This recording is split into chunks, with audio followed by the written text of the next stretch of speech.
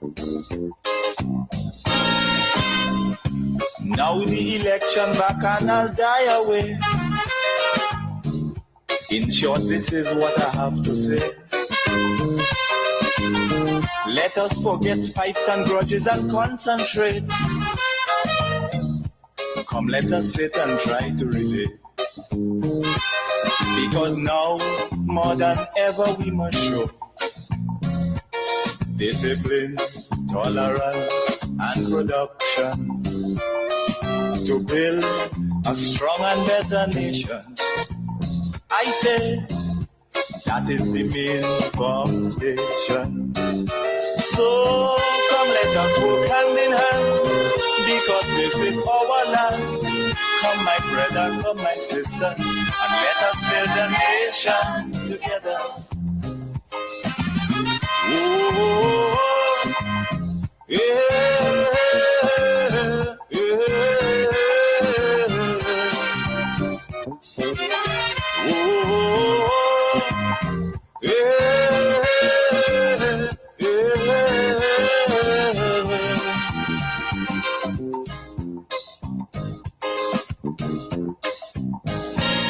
Come, my brother, come, my sister, and let us build Grenada, Carriacou, and PT Martinique together. I want to welcome you to the hub. Again, another opportunity that you and I have to converse using radio and the social media to connect. For those who are viewing me on Facebook and YouTube, please share the live. Sharing is caring. When you do, you give your friends on your page the opportunity to view, to follow, to be a part of the audience. I want to start off tonight by saying that there is a deliberate attempt by those who are charged with the responsibility of overseeing, managing, opening, and operating the electoral offices throughout the country, and in particular, South St. George. That particular constituency. We have received reports from other constituencies where delay strategies have been deployed, where frustration tactics have been deployed. Bearing in mind that nearly all the people who are returning officers or registration officers in those different parliamentary election offices, they were appointed under the NNP time. And some of them, they are known NNP activists. And they cannot function without showing their true political colors and bad behavior.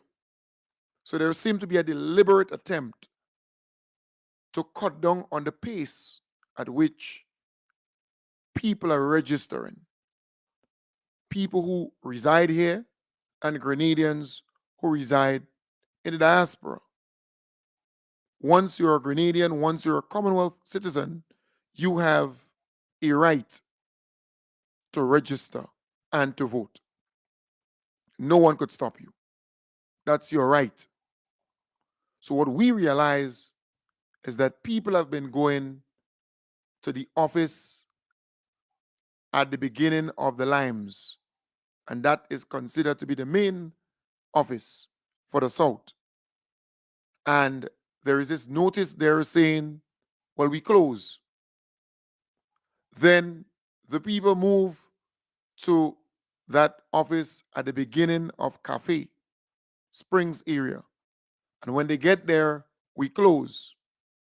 And when we investigate, they're saying they're closed until March. And people are beginning to wonder why. What could be the cause of you closing and not having another place where people can go and get registered? In fact, today, 4 people went to get registered, and they went to the first location, the Limes, and there was this notice. So I told them, go to the Springs office, just at the beginning of cafe. And same thing. So then I called the Honorable Andy Williams, because for me, it comes across as deliberate and intentional that they are trying to prevent our people from registering. Because do not be fooled. There are a lot of NNP elements, a lot of NNP elements throughout the system.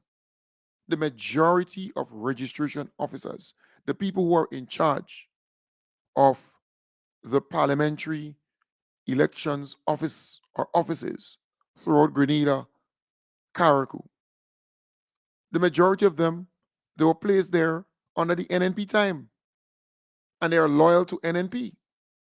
They realize a lot of people are registering. They realize the numbers are very impressive, and they are trying their best to slow it down. So I am calling on the relevant authority to make sure that there is a place in every constituency at all times where our people can get registered. There should be no issue as it relates to the place, because you have two locations, one in the Limes and one at the beginning of Cafe or Springs area. So if down that side is not functional, then the other side should be. So what's causing all of this thing though? It seems as though they're deliberately sabotaging the whole registration process for some constituencies. I have received reports in St. Andrew of a similar thing, right? So whoever is responsible, and I'll make some phone calls tomorrow, whoever is responsible, because the electoral offices fall under the Governor General, right? And you have a supervisor of elections. That person has a responsibility to give an explanation. We need to know what's going down, because it comes across as intentional. And they've been doing that in nearly all the constituencies where they have been giving people attitude. We have been where they have been going on lunch for extended period of time. Or they tell you when you go, the machine break down. Then you go back, they tell you, well, they don't have this and they don't have that. I am saying we need to stay on top of this, because they realize a lot of people are registering, and the NNP has a problem with that, because the majority of people who are registering because they like what the government is doing, they like the direction the country is going, and they want that to continue. So they're registering to vote, because we believe it has to be a continuous process. We can't wait until it's close to the election to ask people to do that. So there is a deliberate attempt to sabotage the system. You see it in the police force. There are a lot of police officers who are still loyal to the NNP, and they are doing everything in their power to mess up the system.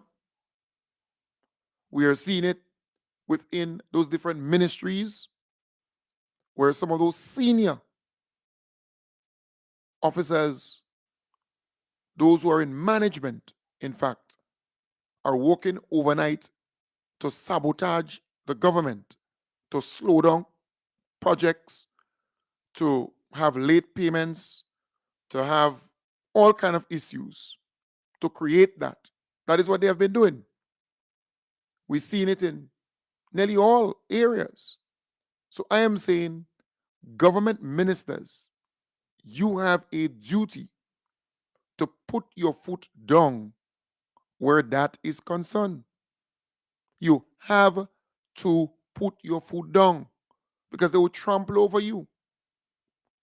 Grenadians still love a tough leader or a tough manager or someone who is firm when it comes to decision making. You have to give directives and you have to have consequences for those who will not follow it. I am saying there is a need to stay on top of this because it's now overbearing and people are observing it. There's a deliberate attempt by loyalists of the NNP within government departments, within the electoral offices, within the Royal Grenada Police Force, within so many departments to undermine, to sabotage, to slow down, to disrupt, right? To delay, to derail. That is exactly what they're doing, to discourage. That is what they're doing. And we must understand that the people expect the government to put their feet down and be tough on these people because that is what they did during the Tillman Thomas led administration. They undermined Tillman Thomas. They undermined the NDC then. And they are doing it, or they are accustomed to do it surgically. So they're not doing this thing by accident or by some mistake or without a plan. They are doing so surgically. So they cut out the feet, they cut out the hands, they cut out the head, they take out the heart, take out the. That's how they're functioning. And eventually, they will kill your government, they would undermine your government. That's how they function. And the minute time you try to have sympathy and pity on them, that is what they want. They get more room to do their nasty deeds, the nasty work. So I'm saying we need to stay on top of that. There are some constituencies where people have been going to register and they encounter serious problems. And many of it are pure lies from the people in the offices. They're doing this deliberately because they sense people are registering at record numbers. I know they cannot stop 6 runs. They cannot stop what is coming, but we must be vigilant. We must stay on top of this and make sure that our people get registered. All right? If your son turns 18 or daughter, make sure that they're registered. If your neighbor, your friend, they're pro-government, they love the government, they want the government to succeed, make sure that they are registered. Registration is key. All right? It's a numbers game, anyhow you look at it. As I said this morning, those NNP surrogates and pundits, they will continue to call radio programs.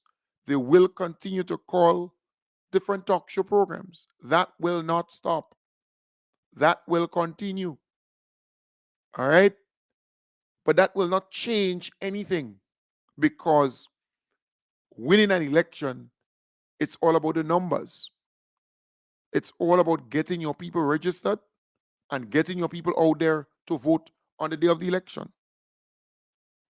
Delivering, of course, and exciting your base, making sure that they're happy and that they're excited to go out. There must be a reason to go out. And right now, the NDC administration led by the most honorable Deacon Mitchell is at a 75 to 80% rating, approval rating. People love what the NDC is doing. They appreciate what they're doing. And they love the fact that the country is heading in the right direction. But we cannot become complacent. We cannot fall asleep. We have to do the work.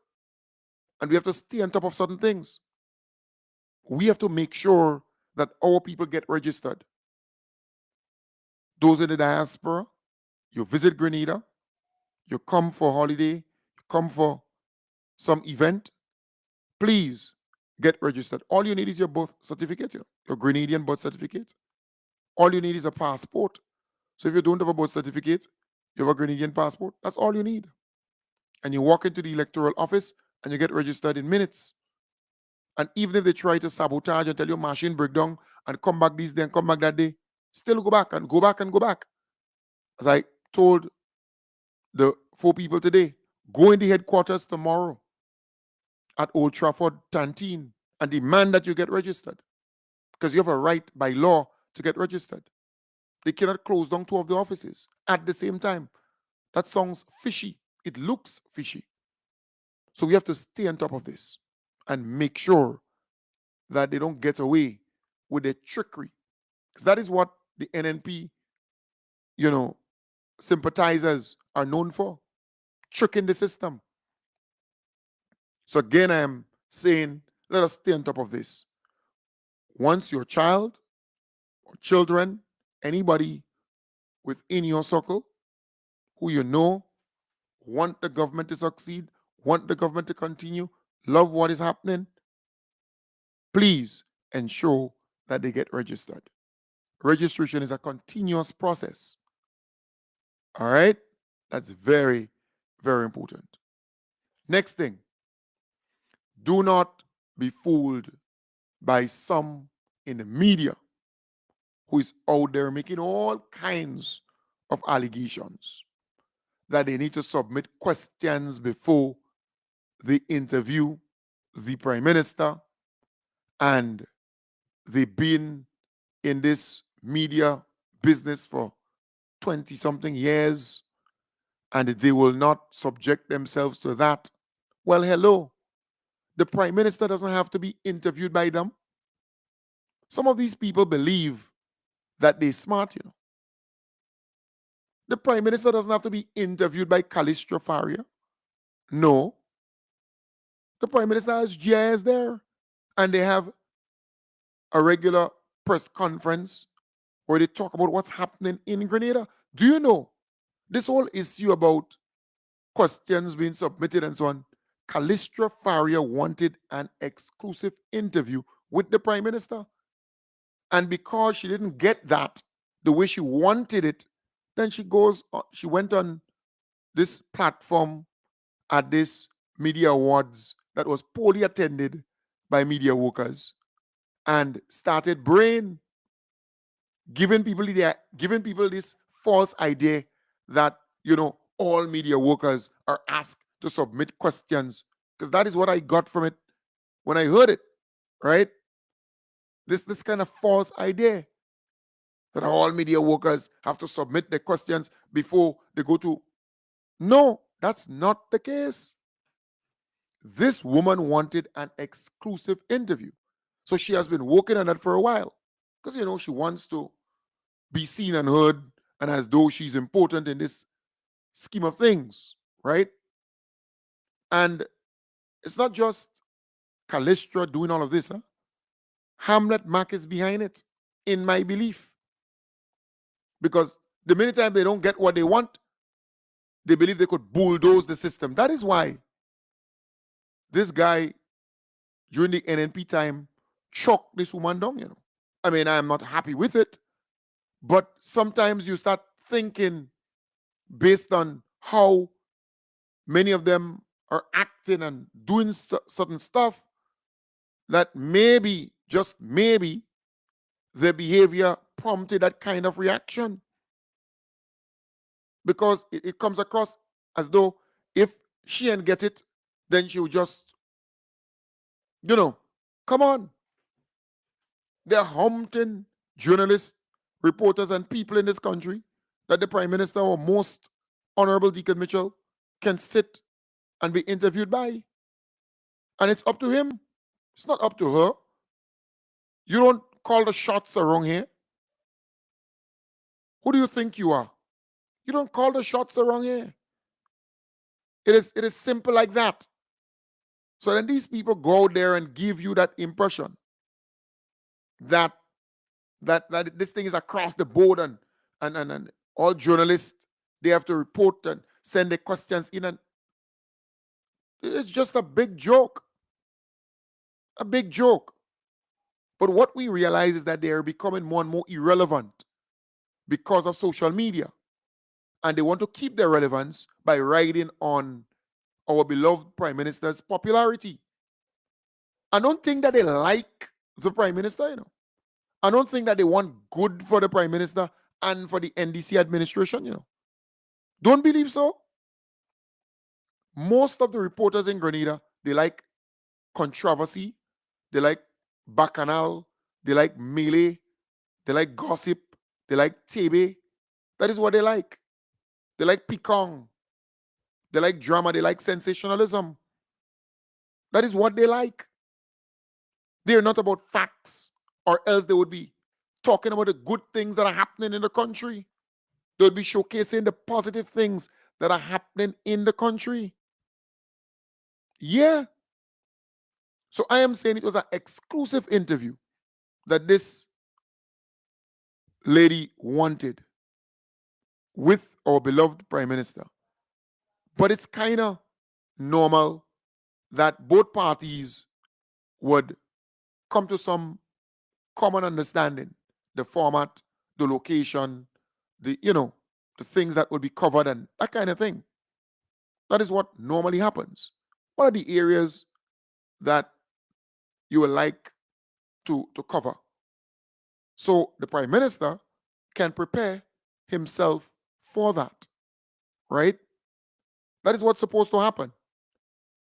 Don't come and tell me you want to play you're the don in this thing, and that you're the boss in this thing, and you're running and you're calling the shot.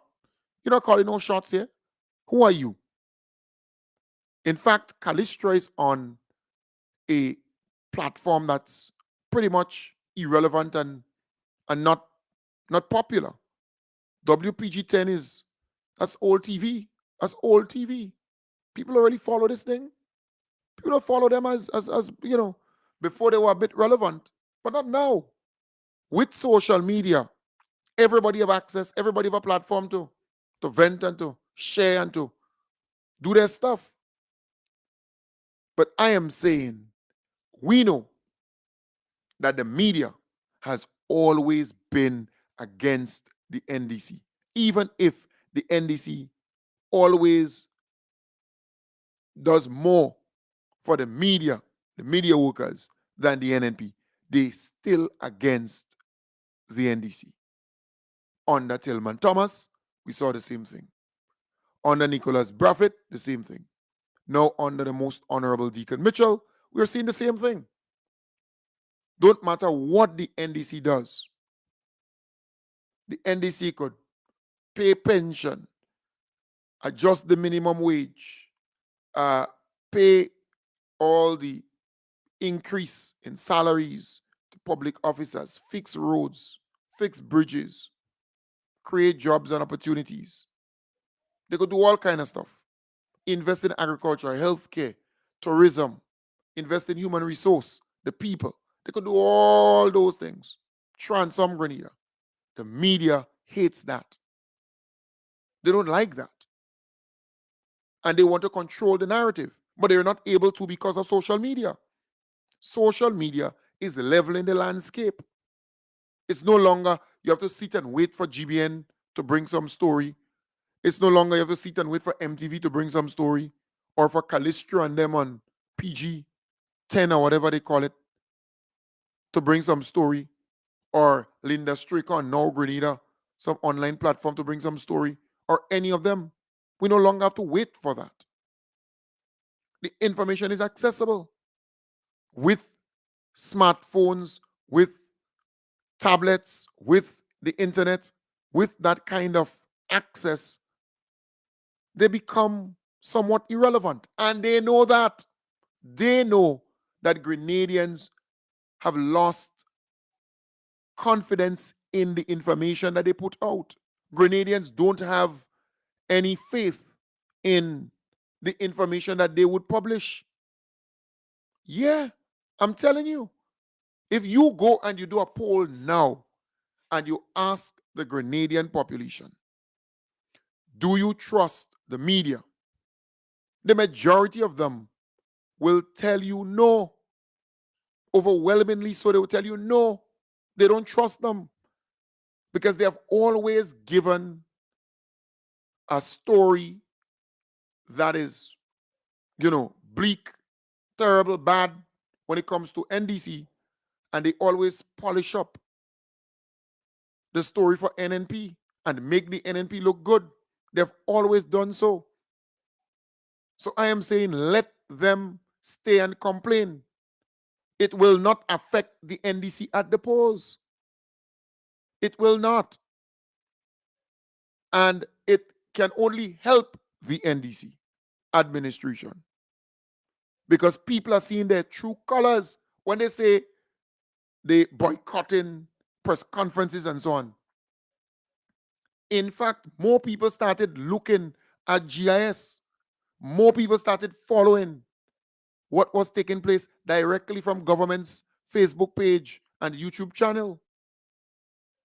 More people were tuning in to the solid information from this program and from Speak Out Unfiltered and from the other programs that are promoting government, that are defending government, that are promoting NDC and defending NDC.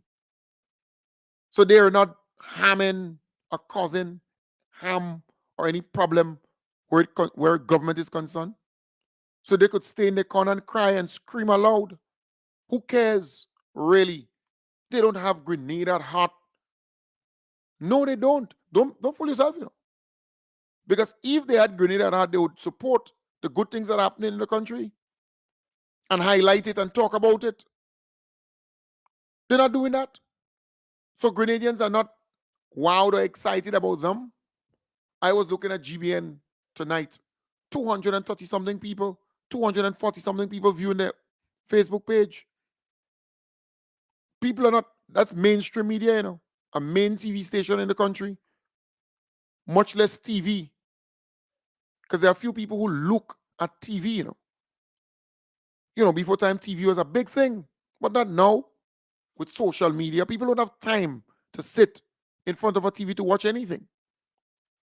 If you want to watch a movie, you could watch Netflix on your smartphone or your iPad. If you want news and other things, you can access it from your phone.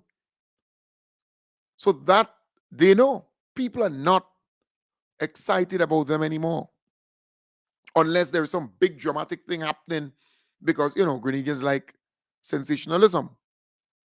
And they know that. They have been playing on that for a long time. But our people are also serious about the development of the country and the direction that the country is going in. And how do we work with government to make sure that Grenada succeeds? So, folks, again, I am saying, don't be too worried about that. All right? Let us stay the course. Let us remain focused. Because I have often said to people who say, well, they're politically savvy and they understand the politics. They understand the politics. Things are ever changing. I saw an article in the New Today where some individual was speaking about that politics is local and something to that effect, right? And government missed the ball or something, and they missed the opportunity, some kind of stupidness like that. But that person is still living in the past. While politics is local, both parties have a solid base. Yes, the NDC base is ever growing because the government is performing well and people are pleased with the direction the country is going. But both parties have a solid base. So it will take more than just the base to get you re-elected with more seats. Therefore, we have to rely not only on our base and on the people in the middle, but on our brothers and sisters in the diaspora who come to Grenada quite often from time to time and who want to see Grenada move forward and transformed. And that is why I am focusing heavily on the registration of our brothers and sisters in the diaspora, because that is what it will come down to. For us to get more seats, it requires that. Of course, some of the people who are there now, who's serving as ministers in some instances, may not run as a candidate next election. That's how it goes. Because you want to win and you want to win more seats. So there are people who ran for the NDC who won their seats, right? And they may not run the next election because when you do the polls and other things like that, we may discover that they can't win. They're not viable. While the most honorable Deacon Mitchell is popular and the government is doing well, that person may not be viable, may not be winnable, may not be that likable again. And as a result, you have to change them, just as NNP did. They changed a number of their, candidates. Every election, they go in there with 5 or 4 or 5 new ones. So those who you believe can't make it, they're going to get work, they're going to get somewhere to, occupy themselves when the NDC wins the election. But there will be changes. There will be changes in different constituencies. So you have to expect that. But tactically and strategically, you need to get as many people as possible registered and ready to go and vote in the different constituencies. And that is exactly what we're doing. So we are not perturbed. We are not worried. The same cadre of people call WFM Plead Your Cause program every morning. The same people. You might get 1 or 2 new callers. But generally speaking, the same people over and over and over again every day. The same people call the To The Point program on GBN every day. The same people call the NNP program up north every Sunday or even during the week. Because I listen to those programs, I follow those programs in my spare time. I go and I listen to the same callers, same cadre of callers over and over and over and over. They are not growing. They are not, don't believe that they are growing. The same 5,000, 6,000 people Sheldon Scott speaks to on a daily basis. Same. And that same 5,000 would listen to Jenny Simon, right? And there are some NDC people who are going to listen to Jenny Simon for curiosity. They want to know what's going down. And the same 5,000 would listen, or 5 or 6,000 would listen to Carl Caton and Devon Romaine on Real FM. They would listen to Francis Pay on Real FM. Same set of people. Same set of people going to listen to the Plead Your Cause program, and same cadre of callers and listeners. But what you can see from the NDC side, growth, newness. So you have more and more people participating. You saw it during the independence celebrations. A lot of young people, a lot of middle-aged people, a lot of elderly people, people who have never been involved in politics or never been involved in volunteerism or community activities and so on. They were involved and they continue to be involved. Schools, businesses, they want the pin, they want pain, they want to clean up, they want a newfound patriotism. You're seeing that. All the events and activities that the government organized have been successful. Every one of them, home and abroad. You don't have to be a political scientist to realize the trend and the popularity of this government and the likability of this government and what is happening throughout. Everything has been successful to date. And people are pleased generally with the performance of the government. I mean, they're not perfect. There are 1 or 2 little things that you might be all up in arms about. But generally speaking, it's smooth sailing. Smooth sailing. And in fact, the NDC has not reached its peak as yet in terms of performance. So I am not worried at all. And I am saying all this to reassure you that the NDC is solid and strong and organized. Look at the NNP. They cannot even call a convention. They cannot even call a convention or general council. They cannot even have a fundraiser and be successful. Nothing. They're in disarray. They're in tatters. So I am saying to you, the NNP has a block of voters and supporters, just as the NDC. And I've often said on this program and to people, the NDC block of loyalists and supporters is bigger than the NNP. Some people doubted me in the past. I said, once you have an organized NDC, the NNP will always be in trouble. Always. Every time. The NNP is weak. One leader, a ruler, controlling everything. They are weak. Whatever he says goes. And now that he's, more or less out, though he's still fighting to stay in, but he would not remain there forever. He's getting older in age and so on, right? So it's a real mess on the NNP side. But once the NDC is united and organized, there is no way for NNP. NNP will always lose bigly under the NDC. Because you saw a NNP who were in power or who was in power for 23 years and a half. They boast of being organized. They boast of being strong. They boast of having money. They boast of this and they boast of that. And you saw a NDC who suffered a 50-0 defeat in 2013, suffered a 50-0 defeat in 2018 because they were not organized. And it was the same old recycled folks who were fighting to run over and over and over. People rejected them, right? But you saw the NDC come out from the ashes and get organized with a group of freshmen, as one would say, a group of people who were never involved in politics at the front line or held any government office or so. Just come and just beat the NNP.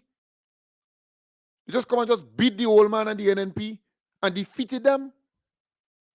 That goes to show once the NDC is organized and united, they always, because the NDC always delivers. The NDC always roll out programs and policies and initiatives and things. They normally do things that the people, they normally, they've always done that every time they're in office. All right? This time around, more PR, so you're getting to know what's going down and what is happening and so on. But NDC has always been performing. But they were not marketing themselves and letting people know. But this time around, every single thing is being broadcast. Every single thing is out there. Right? And we have to understand that. And that should give us the encouragement to keep going and keep doing what we are doing. NDC is strong.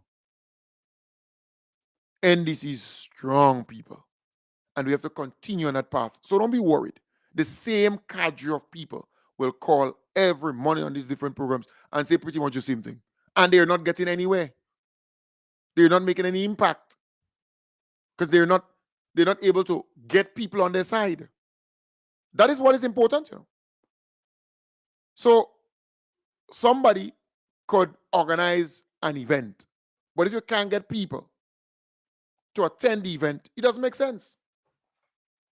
So you could say you're popular, you could say people listening to you, you could say people following you. But how do you know that? Is when you can get them to actually follow you. Because I remember I staged protest actions in this country. And people came out in numbers. I staged demonstrations and so on in Grenada during the NNP time. With an objective, of course. Because I don't do things short term. I'm medium to long term, more so. Every single event and activity I am engaged in, people are a part of it. They want to be a part of it. And the mere fact that this program has been funded by ordinary people, ordinary Grenadians, for the last 9 years straight. No sponsorship from any company, any business, anything of that sort. Straight, ordinary people given to this program. It says a lot. Look at the amount of people who turn out to my event at the Radisson Hotel. The NNP can't even organize an event like that. Sheldon Scott can't even organize an event like that. Carl Caton and Devon Romain cannot even organize an event like that. Jenny Simon cannot even organize an event like that. Shaggy Duncan, Patrick Shaggy Duncan cannot even organize an event like that. Who else? I don't know the rest. But they can't. They don't have what it takes. People don't follow them. I am a leader. And it's a similar thing with the NDC. The NDC has people following them. And they're excited about the NDC's prospect and the direction the country is going. People are excited. I meet them every day. When people come to Grenada, they make a courtesy call to Kem Jones, you know. A courtesy call. It's like a courtesy call on the Governor General or a courtesy call on the Prime Minister. They make a courtesy call on Kem Jones to visit, to be there. So I am saying we are strong and we have to continue on that path. Register as many people as possible.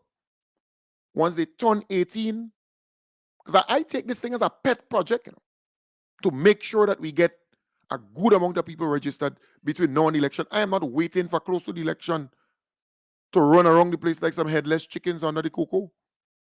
It's a different ball game. The election is more scientific than anything else. It's a numbers game. So I am saying to you, we have to continue on that path. Yes, the NNP going to attack what we do. In fact, they've started the process to attack it, but don't be afraid. Let us do what we have to do to secure victory and more seats come the next election. We have to remain focused and steadfast and do things tactical and strategic. There are few leaders in this place, you know. There are a lot of followers, but there are few leaders in this place. And that is something that must be said. So it's clear the NNP cannot even organize something as simple as a general council or a convention. They can't. It's you understand the point? They can't. Not even a simple fundraiser. As a friend is making the point, I didn't advertise this event on any other platform, you know. On any other radio station. I never advertised this nowhere else. Only a humble servant advertising and promoting my event at the Radisson. Yeah, and I was the only person selling tickets. The only person doing that. I didn't have outlets here and outlet there and outlet all around the place. This program is big enough, and I'm a household name. But we have to continue to do what we're doing. The registration is key. Forget the noise. Let them make noise. Let them talk. Let them call radio programs. Let them condemn this and complain and grind and groan. Let's remain steadfast. Let's do what we have to do. Because when I see the Molineux project, that Molineux land slippage there, that particular project coming on nicely, I feel good. I feel good. Officials from Beston Consulting, the Trinidad-based outfit contracted by government to provide consulting services at the Molineux landslip project, offered a comprehensive update on Friday, underscoring significant advancements. The Grenada Gravel Concrete and Emulsion Company trucks were observed pouring concrete into another segment of the structure at the project site, signaling continued preparations for the anticipated new roadway in the area. Assistant Project Manager at Beston Consulting is Joshua Akwan. Right now is actually a really good time to be on site. A lot of action going on and the structure is starting to take shape. So previously we'll have been working on some backfilling we backfill in layers, but also wrapping it in what we call a geofabric and geogrid. So this essentially makes that structure into what we call reinforced earth. And atop that reinforced earth structure, we have the superstructure now that is being constructed that you're seeing taking shape there. And what it is essentially is a multi-cell culvert, right? So this atop this multi-cell culvert, we'll have the new roadway, which would be about the same height as the previous structure, but more or less the same alignment as well. So what we're doing now, we're going to cast what we call as the base slab for this multi-cell culvert. Additionally, he detailed the forthcoming phase anticipated to be the project's final stage, with completion earmarked for the last quarter of 2024. So after we do the base slab, we're going to come up with what we call the wall stems, which are the vertical walls. Then we'll do the decking slab, and atop the decking slab is where we will start to build up the road, the pavement layers, which is asphalt, etc. And after that, we have some backfilling works to do on either side as well, so that between the outer wall here and the existing road, we would have a smooth transition. Project manager Sunil Paul says there has been minor challenges due to adverse weather conditions. However, he expressed confidence in the project's timeline, attributing their progress to round-the-clock efforts. We very satisfied with the progress. In reality, since beginning of the December, we working day and night. We have a two-shift crew working on a site with operators, workers, and everybody. And weather-wise, we had a very good support from the weather. So we had an excellent progress in last 3 months, you can say. According to earlier reports, Minister for Mobilization, Implementation and Transformation, Honorable Andy Williams, emphasized the necessity to address slope stabilization issues which were presumably overlooked. This prompted an additional allocation of $12 million, with Trinidad-based consultancy firm Beston Consulting Limited entrusted with overseeing the revised project's execution. Right. So they're making great progress on that particular project. It's a very, very important project for the western corridor of Grenada. So places like Happy Hill, places like Concord, Grand Roy, Grove, Victoria, Soteres, very, very important on the western side. So we wish them all the best. And what I love about the NDC, they are not bothered by the noise. They are more focused on delivering, staying, true to the policy and also to the promises. All right? They made promises to the Grenadian people and they're staying true to that. And I really, really love that. Keep it that way.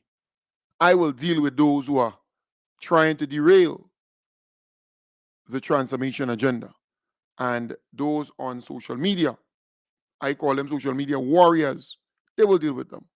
We have our job cut out for us. Just stay focused and do what you have to do to transform Grenada, Carrick, and PT Martinique. Don't be bothered about them at all. All right? So again, I'm saying to our people, the noise that some of those pundits, surrogates, and goons of the NNP are making on different talk shows, they are not really going anywhere. They are not changing minds and hearts and nothing like that. They can't. Many of those folks who speak, they don't have influence. They cannot cause a person to go in a particular direction. But you can. That is why I said this morning, you send barrels, you send remittances, money back home. In the barrels, you have clothes, you have food, you send to your family members. You have a high level of influence over them. And if you speak to them, because once you are knowledgeable, you are then able to speak to your sisters, to your brothers, to your cousins, to your aunts, to your neighbors. You are able to do that. Right?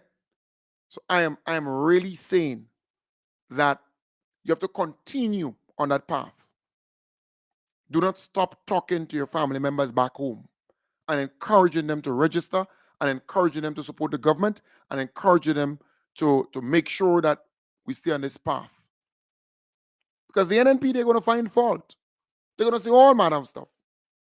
In fact, I had a big laugh because Jenny Simon and the NNP, surrogates, goons, and pundits, zygotes, and sycophants, they have a problem with a young man in the name of Ron Redhead, the Honorable Ron Redhead, pursuing his studies. They have a problem with that. In 2024, they're outdated. In 2024, in any place of work, you will be encouraged to study, to gain more certification in different areas, to pursue higher education. It could be politics, it could be teaching, it could be policing, it could be, working as a secretary in a department, wherever. You want to pursue higher education, you want to become more qualified so you can have an edge. You will not be a politician all the days of your life. And you have younger people getting into politics. So you expect that he is not the first and he will never be the last. So he's pursuing his master's degree. And he's a bright young man. He will be master's degree qualified in the next, 2 years or so. He doesn't have to leave Grenada and go and sit in a university. Universities are virtual nowadays. You can do everything online and get your degree. Instead of encouraging the young man, instead of being happy for him, boy, they finding all kind of faults. They have all kind of issues. But they're barbaric. They're still living in the past. You hear some of them say, well, he signed up for it. He entered the politics. So he should just remain there. Right? And serve the people. Well, he's still serving the people. In fact, he's doing more. If you go through Ron's constituency, you realize he's doing more. More work is being done by the by Honorable Ron Redhead. More work is being done. And what is unique about all of this, Ron's party's in power. It's not like Tobias, where they ostracized the guy and he had no access to nothing really, quote unquote. So all the programs, everything is still going through Ron and going through his constituency. The only thing that's different, he's not Minister Ron Redhead, He's MP Ron Redhead, doing everything, every single thing. And from time to time, he will act as minister this, minister that in some areas too. Yes. He will travel on behalf of government from time to time too. So nothing then change, But they're upset with the fact that he is pursuing higher education. They don't want that for him. They want him to remain there. But mind you, they want good for their children, their child and children. Because only recently, the same Jenny was up in arms. How she child was not selected for some kind of thing. I don't know if it's some concert or some kind of singing thing or some kind of thing like that. And she's this and she's that. So she wants good for her child. And many of those NNP goons, surrogates, zygotes, and sycophants, they want good for their children. They want their children to acquire higher learning and higher certification and degree and all kind of thing. They want them to have a car. They want them to have a house. They want them to have land. They want them to have money. They want them to have everything. So they want good for themselves, but not good for him because of politics and other things like that. You see the point? So they would always complain and grind and groan and all kind of issues. And you have some of them who were in government at senior positions during the NNP time and they no longer there. They miss it.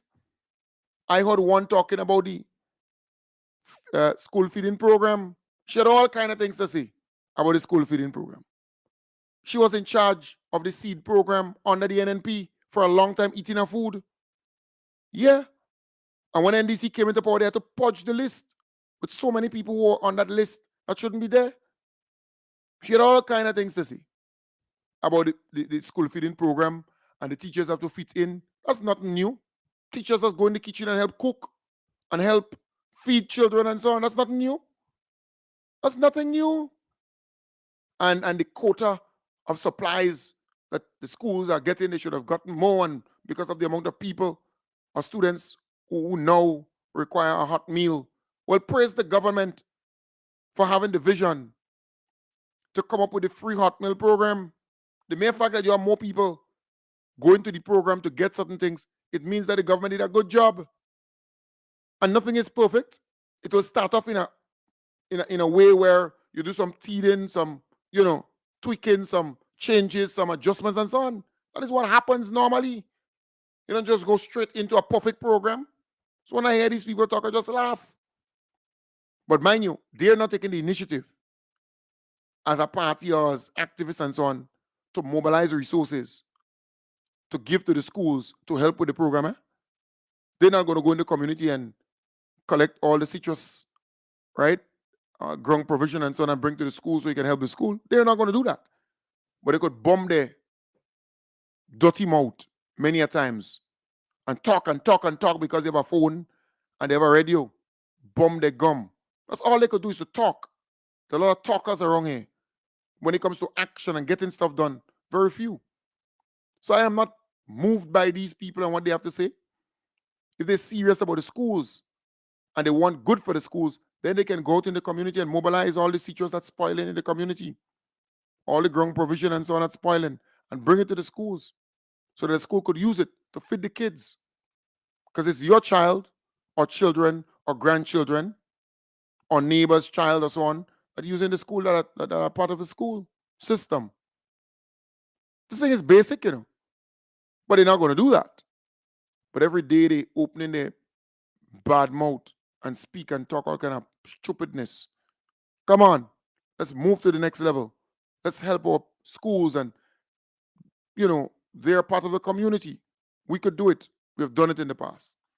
So, folks, I want to thank you for being a part of the program tonight. I want to wish you all the best. I'll be back with you tomorrow morning, God's willing, starting from 8 in the AM.